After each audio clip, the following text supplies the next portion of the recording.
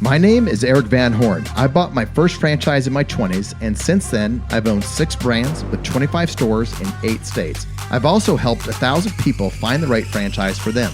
People like us who are not cut out for the 9 to 5 and like to work smarter, not harder. How do we find the right franchise, buy it, grow it, sell it, and how do we do it in a way to own the business without it owning us? Those are the questions, and I'm on a mission to give you the answers. Welcome to Franchise Secrets.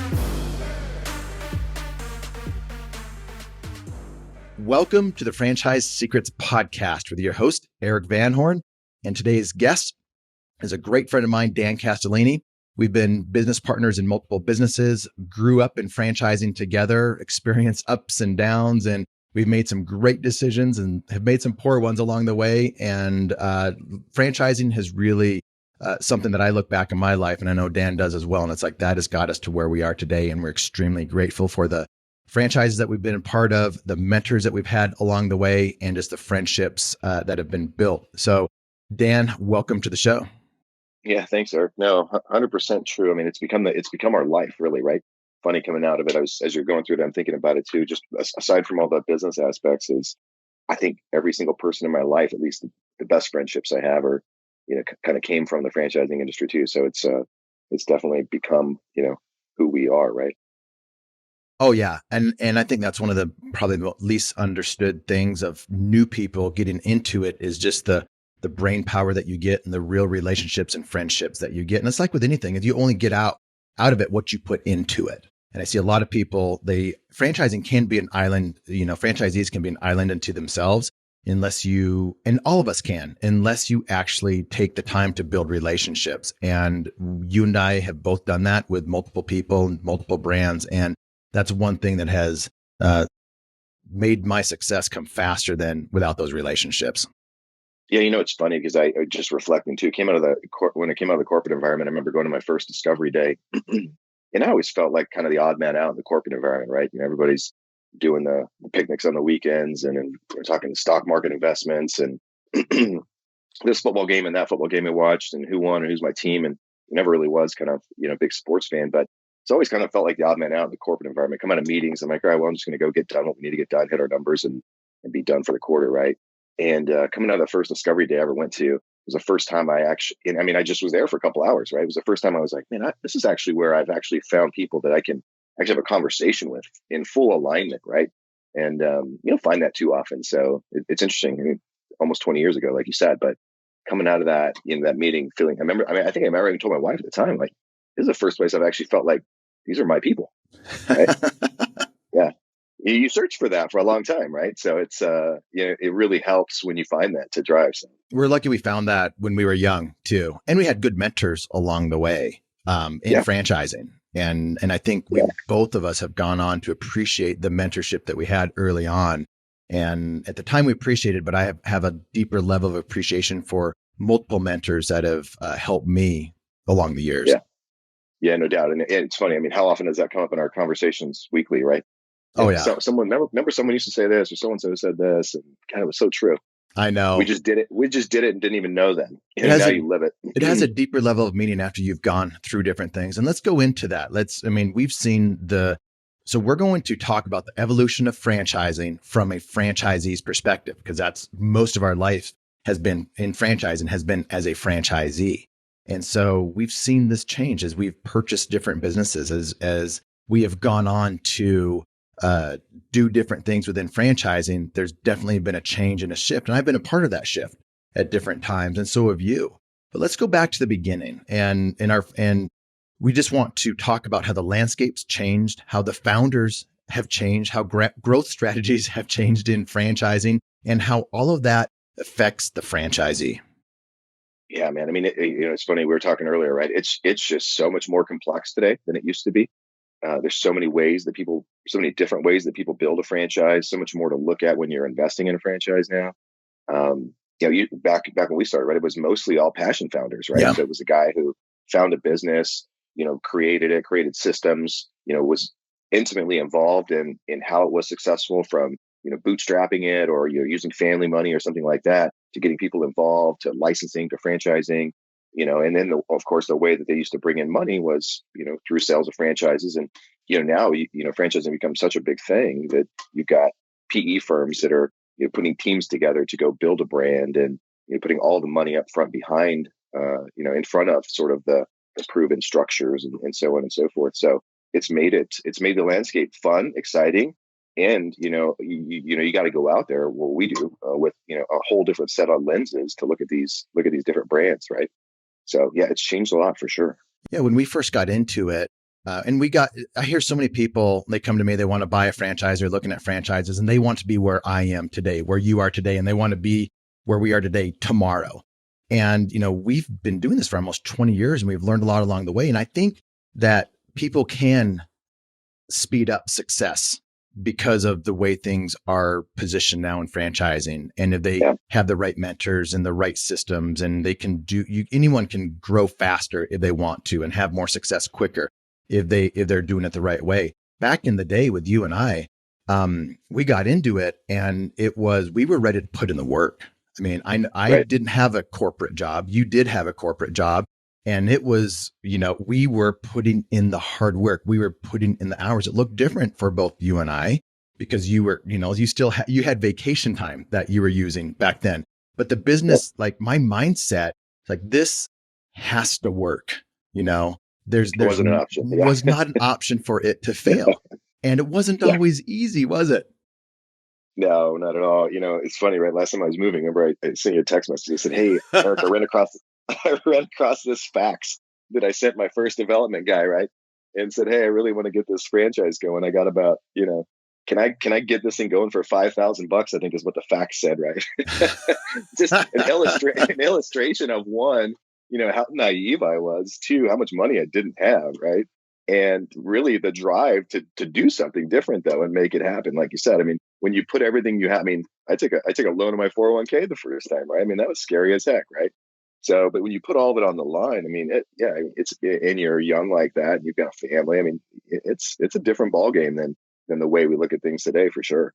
And you got to, I mean, I constantly have to refresh, or smack myself sometimes. Go, hey, look, I can't, I can't do it the way I did it then. My mind is in a different place. My strategies are in a different place. The industry is in a different place. So we can accomplish the same things, but you got to go about it quite a bit different than we did back then to be successful today. Well, I think that's a good So point, because there are still brands like the first brand that we bought. So as we talk about this, I think there are still franchises out there that are doing yeah, it. We'll just call it the old school way, like the way that it yeah, used to be before, yeah. before Facebook, before social media. And Hmm. and that's typically an owner operator. You are active in that business, and it's a lower investment cost. And I think the biggest thing is, like you mentioned earlier, there's a founder that's doing it because they want to do it, and they're bootstrapping it. They are not concerned about hitting numbers, every quarter, every year. They're more concerned about bringing in the right franchisees and the right markets and setting them up for success. And a lot of franchises are like that, but it's just this more grassroots type culture, this family type culture within the brand. And so that still exists out there, but a lot of franchising, because a lot of it is because of social media, because of what's happened and how everything's speeding up, and because, like, Wall Street, private equity firms are seeing what they can buy in franchising, and it's changed their growth strategy. It's gone from a slow growth to a much faster growth, and because they are pushing numbers up, so private equity firms can put a certain valuation on it, so the founder can Yeah. exit sooner than they could 20 years ago. Right. And I think even in that, you have a mix, right? So you have a founder that wants to franchise for the exit too, right? Because that's their, Mm-hmm. that's their end game. You've got the passion founder that just wants a quality product, and wants to drive like what he created. It's his baby. He owns it almost too much, right? Yep. So he or she doesn't really kind of lend into the franchising model the way that it needs to be, from a delegation, from a structure, from a growth perspective. And then, fortunately, like for us, we had a founder that was, in our first brand, that was both, right? Like, he was a passion founder. He knew the industry. He was part of it, but he also understood franchising. And I think that's kind of the sweet spot, but pretty rare to find anymore, right? Like, I mean, they're out there, like you said, but I mean, to find them, I mean, you've got to kind of have an insider or somebody who knows knows the industry well to kind of get directed, because there's a lot of noise in the franchising game today, and to sift through it is well, it can take some time for sure. Well, even like you and I mean, we've gone on to purchase different brands that are not that old school model, and we're okay with that. And we just got a comment in there from our friend Mufid, who says, "You guys look cute." And I don't even know what to say about that. Yeah, miss you too, Mafid. We got Hope to your do hair less. doesn't get messed up as you're driving in Southern California there, buddy. Yeah, Um, with your dog hanging out the window. Love you guys. hope you don't get a Cute. ticket. Yeah, cute little guy. But, we choose to go into some of these brands that are this new model that we know private equity is coming in sooner than later, that it's positioned for that. And I think it's having the right mindset. Like our strategies have changed as well. Would I want to be a part of the old school brands? Absolutely. I love some of those things, but Yeah. am I aligned? My growth strategy is different being aligned with a brand that is positioned for private equity, meaning I need to open up more locations sooner than later because of their strategy is to open up locations, and that's what their main focus is. Then my strategy should be aligned around opening more locations sooner than later. So I like to have my strategy aligned with the franchisor strategy, whatever that looks like. Right.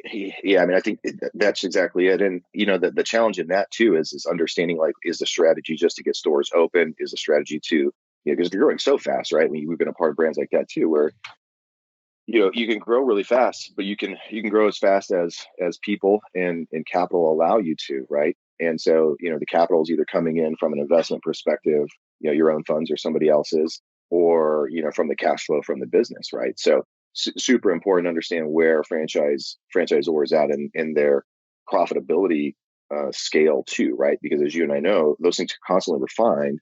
And if they're 100% focused on the growth and not focused on the refining the profit model, you find yourself kind of slowing down your own growth and not able to keep up with theirs, right? Which is not comfortable No. either. And we've been there too, as PE firms come in and had the opportunity to exit through that process. Huge learning curve. Not sure if that was the best thing or the right thing, but I mean, it was a great experience and it worked out. I mean, Yeah. Got a big tax bill. Yeah. Don't remind me of that. It's so true, though. Yeah, not fun. David Griffin asked a question like, what was your first brand? And I want to answer that question. But before I answer it, let's both you and I can give some characteristics of that brand. That way people don't automatically look at that brand as, and think this is that old school model, because it may not be. Yeah. So let's give some characteristics of it. For me, it was a brand where it was retail based, low investment, I think under $100,000. And we were not going into A+ real estate. We were going into, markets where there's a lot of check cashers and pawn shops, and we didn't need the best real estate. We didn't have a lot of expensive employees, high level employees that were eating up a lot of payroll. So I would say low payroll. Payroll was really key. That's the people that won and lost in that were able to control payroll. It was a marketing game. It was around a specific industry, but it was not, you did not need industry experience to be successful in this business. Most people that had industry experience were not successful in that business because it was really a marketing business. I think a lot of people get that wrong. They go into business thinking it's one thing, but really the skill set to make it successful is something else. So marketing and operations, I think the people that had that down, they were able to do better in that business. It was seasonal, which is wonderful and horrible all at the same time. But there's a season hard is there's a seasonality aspect to it, which makes you better as a franchisee, and you have to get it right because there's a start and stop to it. You just can't, so there's things with that. So low investment. And Dan, like, what else would you add to the characteristics or some of the things about that business? Yeah, I think the key thing to that business, what attracted me to it too, was one, it was seasonal. Two, all those things you mentioned, from profitability perspective or cost perspective to get in. but it was also a brand that was important to me that was built around a CEO mentality, right? So from the beginning, it was, hey, look, I'm going to teach you how to be the CEO of your operation, not how to perform the service or the task that this business does. And so to me, that was critical. That's what I was looking for, especially coming, try to parallel that brand with my corporate environment until I could, exit completely. Um, and it was just a brand that, it was a very safe brand, really, right? It was a product that a lot of people, that everybody had to use. And so those are the things that attracted me to it. Structure wise, it had the ability to scale without a whole lot of money. And, like you said, I mean, if you did it right, it was profitable. I mean, it was highly profitable.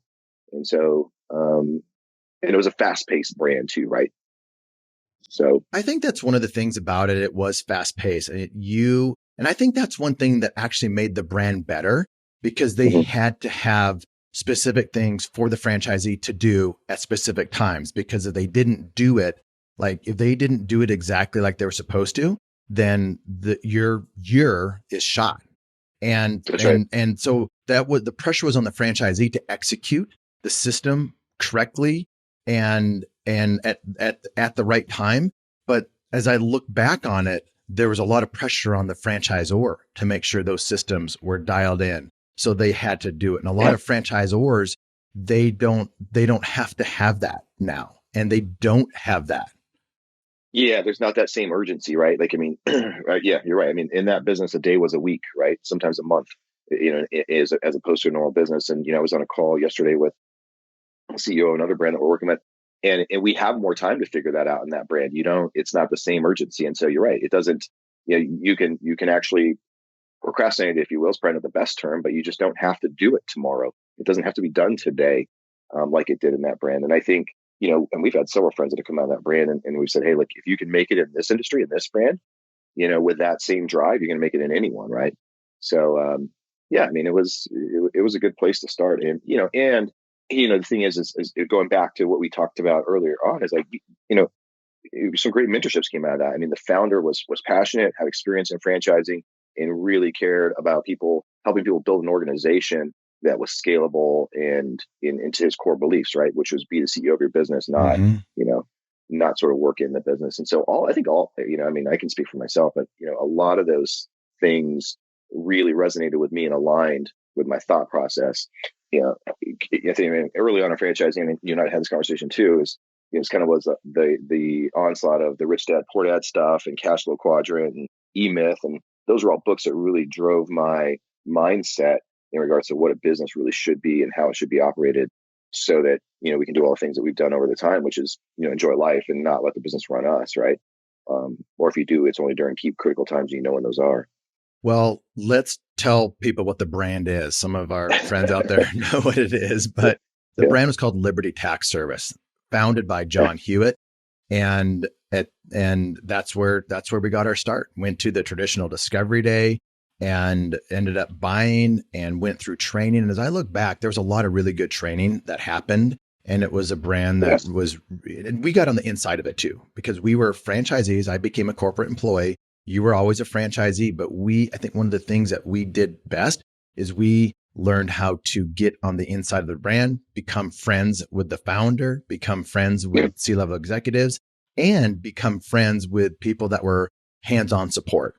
And so I don't know about you, but I do know about you. We saw a franchisees bring things into that system that changed the system, closing the sale process with our buddy Michael right, Debenham.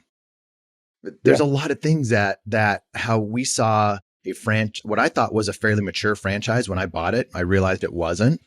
And the growth that happened over the years, that gave me an appreciation for a franchisor is not going to know everything. A franchisor is always going to evolve.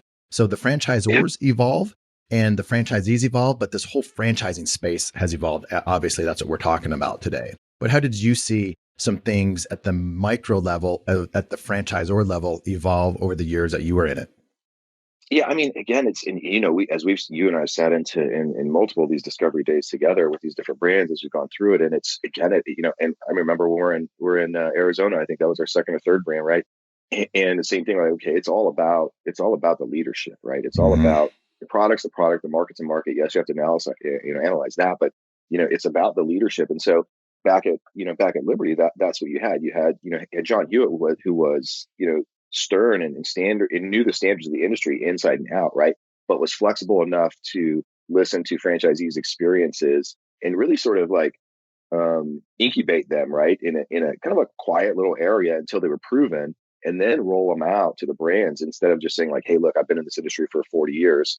You know, don't do that. Don't try anything new." And he would say that when he knew it was something that's already failed, right? So that Hmm. experience or that, I mean, and it's funny enough. I mean, have conversations as recently as a week or so ago, with him, and it's still the same thing. Like he knows what he knows and what he doesn't. He's open to have the conversation about, which is rare and goes back again to what I was talking about. Is you don't find that. It's a really rare franchise to find, and so when you're looking for that, seek it out, because that's it's hard to be good at something and then still take input, right? And I think that was probably one of my biggest takeaways in the leadership realm there. Putting good teams together. I mean, he was always great at that, and really sort of structuring the environment so that we could grow and learn how to put teams together. So really, realistically, like a good franchisor is building teams, and if they are, why aren't they sharing that with the franchise base in regards to how they did it? Because essentially, you're going to do the same thing in your organization, just at a smaller level, right? So back then, from store managers to individual employees to district managers to area managers to quality control people. I mean, it's really all the same structure as a large franchise organization that you build in your local market if you're really going to scale. So they do a What really are good job of passing all that info down, right? what are some of the things that you saw in the brand that are kind of old school ways of doing things to help franchisees?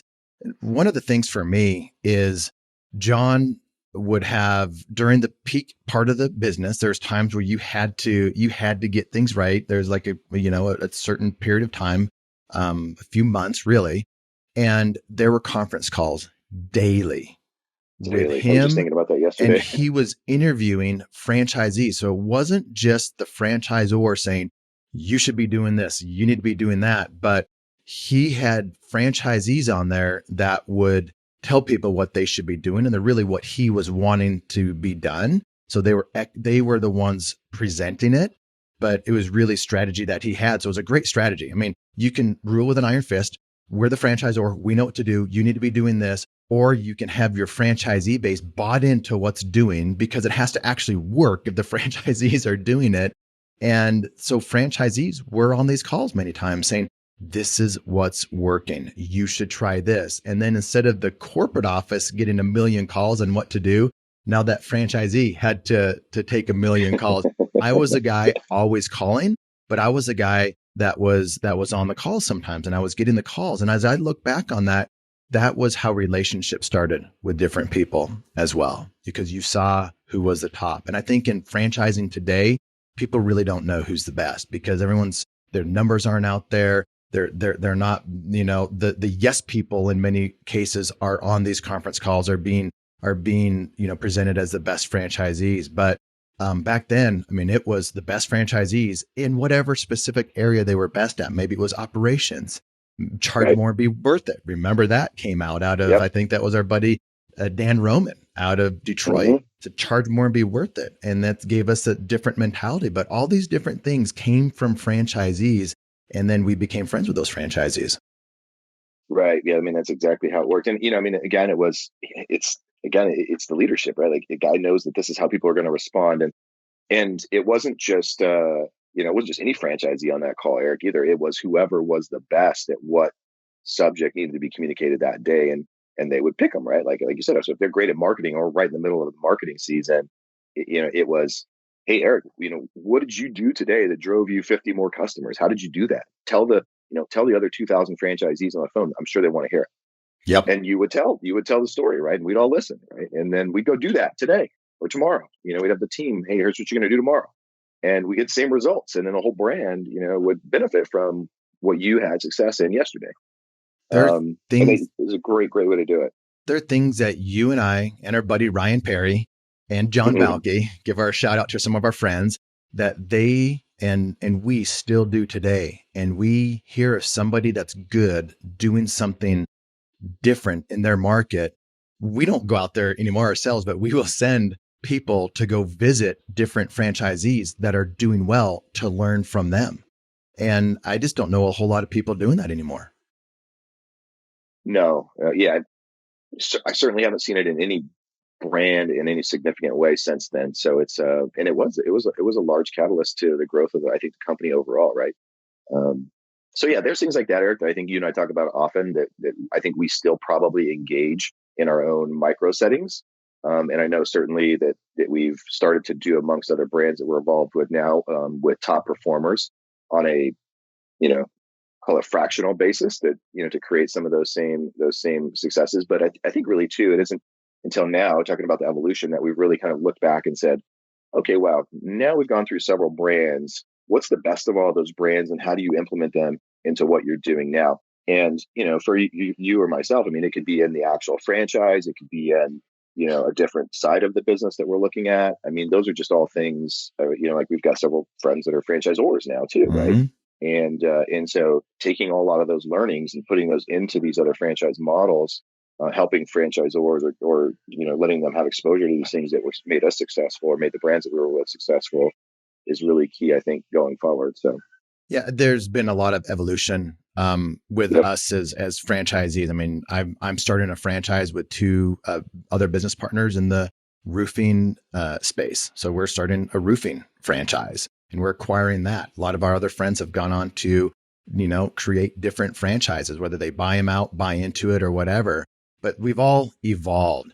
Let's transition into like what you were saying. Like we've learned a lot along the way, and we've taken these old school techniques, things that we learned back when there were cassette tapes and CD-ROMs, and now we have. I need to tell you how to get crisp. Crisp is it eliminates all background noise.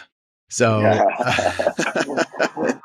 so if anybody wants to know like a little technology tip, crisp is will eliminate some of that stuff if you're at a coffee shop or something like that. You're on a conference call, KRISP, or you can just As go I'm out. writing it down. Yeah. Or you can just go out and yell at people that are making noise when you're supposed to be on a podcast and they don't know it. But let's transition into like what we're doing now, what we look for now, how we grow differently, knowing that the franchisors that we are buying into have this different type of growth. Because we're not right now, we don't have brands like we did back then. We don't have passion founder brands that you and I own. You probably own stuff that I don't even know about right now. So maybe you do. But this is also, before we transition to that, this is why I created the Facebook group, Franchise Success Secrets, because I wanted to have a community of franchisees where we can learn from each other and help each other. And maybe eventually have some meetings face to face where it's not just one brand that has a nice community together, but it's multiple franchisees. Maybe you're even competitors. And I've been a part of different groups where competitors come together, and it's not awkward, and it's a really good thing. So if you're a franchisee, jump into that group, just message me and I'll get you access. It's also in the comments here on Facebook. But we've learned so much along the way. You and I have a passion to help other franchisees do like what we've done. And franchising has changed. We are buying into brands that are either private equity or they are soon to be private equity. They were built or founded with that in mind. What's different just from a mindset standpoint as you're buying some of these different brands? Again, it's the same thing you talked about earlier. It's being aligned with whatever you got to make sure you're aligned with what. Well, I make sure I'm aligned with what the brand strategy is, because if you're not, it's a fight the whole way, right? So looking at, for instance, one of the brands that again we're both involved with now, and their strategy is to get stores open and get them up and quick and take up the real estate as their kind of second really to brand in that market. So real estate's important, footprint's important, getting the exposure across the country is important. So a lot more so than just, sort of getting your market, set up.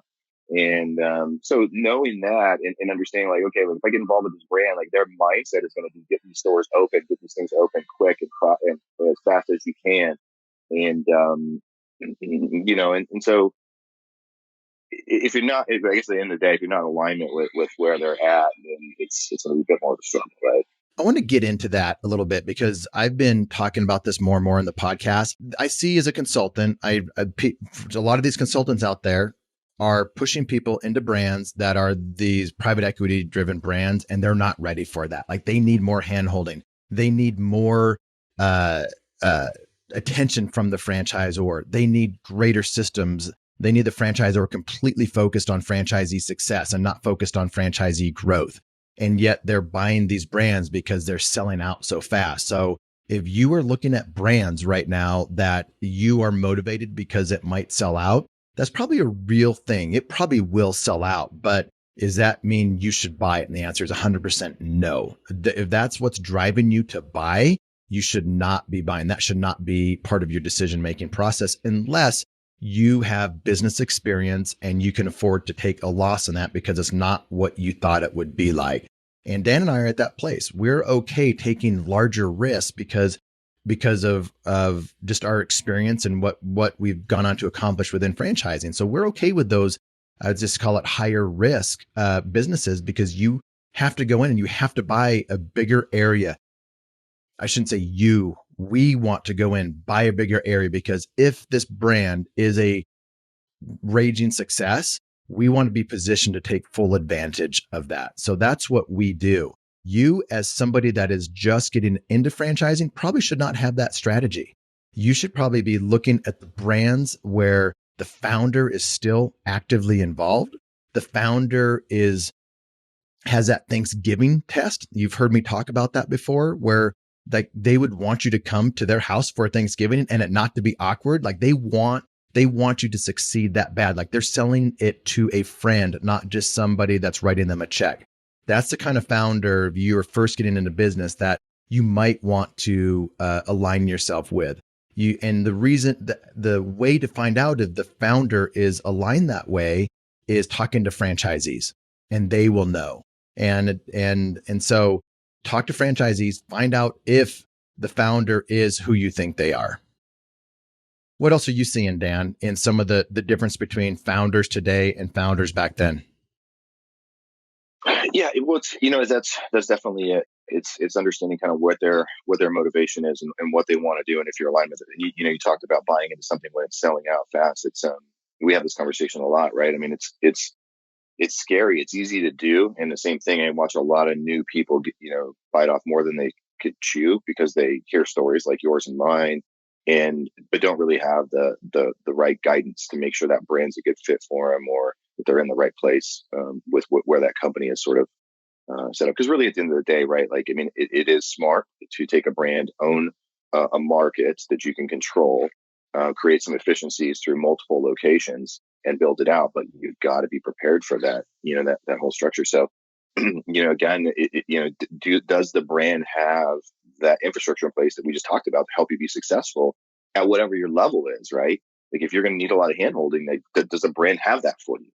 And those are key things, regardless of how fast they're selling or whatnot. I mean, there's always franchises out there, right? Mm-hmm. So, it's nothing more than knowing what you're looking at and not being emotional about it, and just really being able to put all the facts on the table in front of you and say, hey, look, okay, I'm aligned with this, right? Like back in the old days, it was real simple.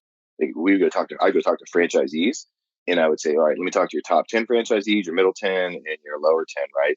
And not usually get a hold of 3 of them or something like that, but you can tell in a phone conversation who you're aligned with, right?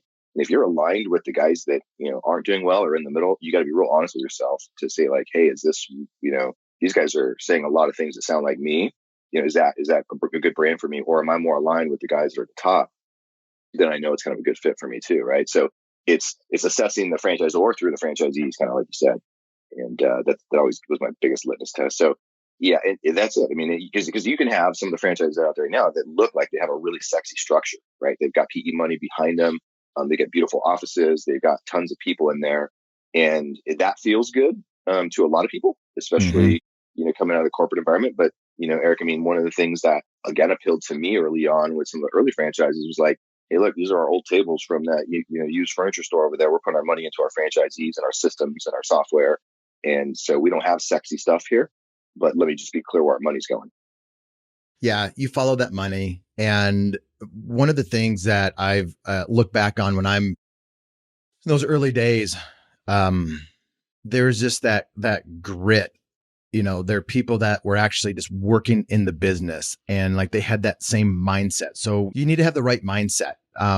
If they're working hard and they've got I'm doing whatever it takes to make it work, and they're not making it work, there's reasons why. You need to find, and if they're in the top franchisees, you probably need to walk away from that particular brand. These brands out there today, as someone asked a question like, what are you looking for in the characteristics of the brands today that we're looking to buy? This is where it's really difficult. We were just talking about it the other day. We are at the point where we're probably putting money into brands too quickly because we have the money to be able to do that. We didn't do a whole lot of due diligence early on in our first brands, but I think it was different back then, right? And we were in a different place. Now we are putting money into brands in hopes that it's going to, not just in hopes, but we see it has things. It has recurring revenue. Some of the things that we look for, recurring revenue, has a strategy of multiple unit growth, has an ability to put managers in place where they can grow the business, has some type of social media aspect where you can scale the business and scale customers through that. What are some of the other things that you look for, Dan, in characteristics of brands today? Yeah, well, I think I think it's probably the answer is the opposite.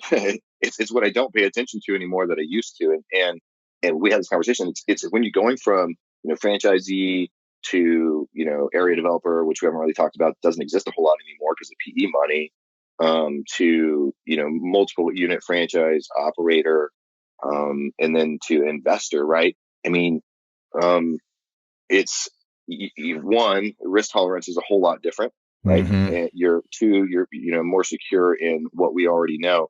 I mean, I still say this a lot, and it came from the first brand, is that like in business or in whatever business you're in, you're going to learn probably 75 to 85% of what you need to know about that business in the very first year, right? So that means a lot of things, right? Like that means that we can either get into the business, open one, learn all that stuff, and then decide if we're going to open 2, 3, and 4, or we're not any younger than we used to be. So I think like this year we bought into a brand, and within the first 8 months opened 3 locations, right? But that's because there's more money. Eric calls me and says, "Hey, this is a good brand. Just write a check," and then we do it. But It is kind of how it worked. yeah, pretty much on all of them. Thanks, Eric. You haven't sued me wrong, so it's just a good learning slide. Anyway, so yeah, so I mean, I think that's it. Like I'm just looking at speed to cash flow, structure build. Again, can it operate? Can it operate and support a manager, a district manager sort of structure, and how fast can you get there? Efficiencies, of scale and things of that nature. Those are things I think I look at when I'm looking at brands today. But it's a whole different mindset. It's hey, one, and a lot of it's driven by people. Like, hey, can I bring in an equity operating partner that was us, when we were in our 20s, right? Mm-hmm. And say, hey, look, here's a piece of equity. Here's what I want you to do. I want you to treat, and this is actually what we told our last guy we brought in. Say, hey, look, I want you to treat this like this is your money. So when you go to the training, don't think of it like, hey, look, I'm going to call Dan or whatever. No, it's hey, this is my own money, and this franchise award is my support. Mm-hmm. It's my support and my team support. So whenever you have a question about the brand, me speaking to my operating partner, right? Like, I need you to know who to get that answer from within that franchisor. And so as I'm looking at franchise to invest in, I'm looking at their structure, saying like, are they going to be able to support my my partner in this? Because it's not going to be me making those calls like it used to be, right? And so if that's not the case, then all those calls are going to end up back on my desk, as you know. And then we've got to come up with solutions because the franchisor doesn't have them. So those are critical elements that I look at, from a support perspective today.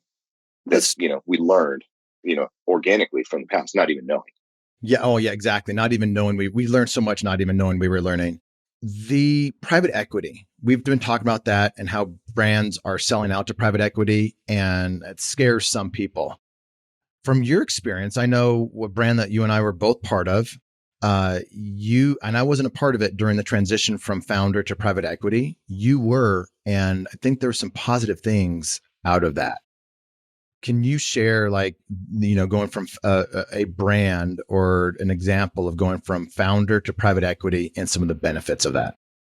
Yeah, well, we've been a part. We've been a part of three of them like that, Eric. I mean, I think this one in particular, you're talking about, you were out by the time that this happened, but there were two other ones, and we had good experiences, and we had what I call not so good experiences. To kind of rule with the irons, this sort of experiences. And so it boils down to, I think again, what the founder is looking to do. So is it, greed driven? Is it, preservation driven? I mean, we're looking at another one right now where it's preservation versus growth, right? And so in the one I think you're talking about particularly, I think it was probably the only example I've seen, or the best example I've seen so far, where the PE firm was well equipped to take the brand to the next level. So in other words, they had, a marketing team, they had a management team, they had operations team with experience with platforms, and they were able to roll their previous experiences in franchising right into this business, and you saw just an immediate change in the way the business operated.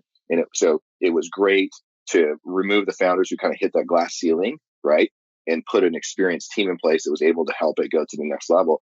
And that's great. I think that's kind of that's like the best case scenario. That's what you hope for, right? The other ones, I think your founders are just looking for the exit. The PE is looking for a multiple based off of the existing team in place or the growth that's already happened in the past. And that seems, so far from my experience, to be a bit more of a struggle to see that brand really accelerate, right? When a PE firm is just looking at it with a spreadsheet versus looking at it from a org chart perspective, two different outcomes. Does that make sense? 100% sense. And franchise experience from a PE firm. What's been your experience with that? PE firm that has other franchise brands. Yeah, so that's, I mean, again, because it could go either way. It's not, don't have all the experience in the world, three or four to speak of so far. But if they're experienced in that, then their structure is aligned, and they're able to come in and hit the ground running. I mean, like that deal there, they had teams in place and plans in place and meetings in place before they even closed the deal, right? So like, hey, we know how we're going to take it, and we're going to hit the ground running the day we close, right? So you felt that as a franchisee, as an area developer, regional developer, you felt that, sort of surge of energy, right? And then, I mean, in when they don't have that, then it's okay. We're going to acquire them, and then we're going to go seek the talent, and then we're going to hope these are the right people, and we're going to bring them into this organization, which is going to be funded by that organization versus by seed money. And it's just slower, right? And then you're going to make errors along the way because who's running the ship? Who knows the brand? Who understands franchising? And it's also new. I mean, I hate to say it, but really, like, this PE surge is really pretty freaking new, like 5 years maybe, versus the AD and regional strategic partnership type of models that franchising used to run by. So I think a lot of it's still yet to be determined, right? You got PE firms now that they're buying up multiple brands in either the same industry or different industries to create some synergies and some fluxes. So I've seen it both ways. And I mean, I think if you get your choice, you want someone who's got a team that's going to bring it in and understands kind of how to take the brand to the next level, not just watch it go there, on its own. Any last bits of advice, wisdom, kind of summarize thoughts on this topic before we jump into another podcast inside the private Facebook group where we're going to talk about our specific journey going from business owner to investor? No, I mean, we're just having a casual conversation, right? So I think today, and what spurred this is that we just look at this with a different set of eyes. And sometimes I think we forget the amount of exposure and experience that we have, or our collective group of friends and, sort of family now has, that we can lean back on to understand kind of where the industry is going and where the brands are going. And I mean, as I reflect, I think it's much harder today without guidance to really know where you should be out there. So, reach out to people that are either in the industry or in the brand that you're looking at. I mean, it's the best way to do it, right? Don't try and figure it out on your own. I think that's the hardest part today. Hey, Dan, our friend, we got really lucky early on. We did. In some way, we got lucky in the hard aspect of it too, because it was really hard. And that super hard business allowed us to get the skill set and put in the reps and be able to do the things that we do today in business. I want to do one more thing. Our buddy Mufid said, "What brands are you in today?" And I get that question a lot. Like, what brands do you own? I want to answer that by one specific brand that you and I exited this last year, but I want to talk about the characteristics of that brand, just like we did in the first part of with Liberty Tax and all the characteristics. I want to do that here because I want people to understand that we're much more characteristic driven on brands, much more than the name of the brand or what the widget is. And so I want to do that little exercise with you. This brand was in a particular industry that like I have zero experience, still have zero experience in. But it was in my mind a real estate play. It was a very, very low employee brand where you just didn't have very many employees working for you, and the ones that you did had a higher level of skill set to be able to do what they needed to do. There was recurring revenue every week in that particular brand. It was on trend. There were the industry, the way it had been done before, was shifting and changing. So we were on the cutting edge of that. We were in the beginning of that trend. It was really expensive, one to build. But again, that's where all the expense was. It was not in the employee, in product, in anything like that. It was just in the build out. We got into it at the right time where real estate was low. So that was a big benefit at that time coming out of the real estate crash. It was a business where the founders were active in the business. They owned their own businesses, and they had built and done what we wanted to do. So it was nice to be able to see that, and that they had firsthand knowledge of franchisees. They had a lot of franchisees that were friends and family in it. So it wasn't just random people off the street. So, there were people that had trusted them from a prior business. So those were some of the things that were really attractive to me in that business. Dan, anything else that you can think of? It's funny as I think of that, as I think of that business, it's a lot like the first business too, right? It was an industry that had been around forever. It wasn't going anywhere. I mean, it had some shifts, like you mentioned.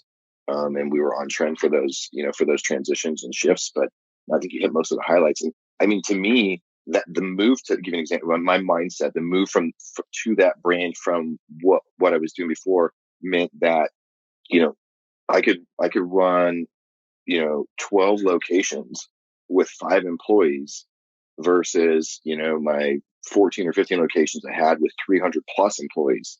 So, to me, it was a shift from, operational intensity to capital and lower operational intensity. So how can I, use money versus people, which people are hard to manage, to actually get the same result or better?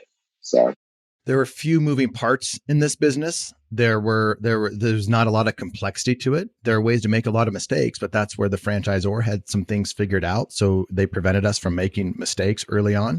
Again, the few moving parts, that has become really important to me as I look at businesses in the future. I don't want a lot of complexity. I don't want a lot of points where along the sales chain where things can break down if things aren't easy. This one, a person came in, we showed them what the product was. They either said yes or no. If they said no, of course we'd follow up. And if they didn't buy what we had, then they would go away, and then we would get in the next ones. And it was even a pretty simple model on how to acquire customer leads. So anything else before I tell them what the brand was? No, I think you hit most of them. I mean, we have these conversations a lot. So those are all the critical points. Yeah. Sola Salon Studios. So if I was to just tell somebody, like, one of my favorite brands is Sola Salon Studios, they would immediately have an impression on that, because that's what we do. When we hear something, we see something, we take that through our past experiences, our own mindset, whether it's good or bad,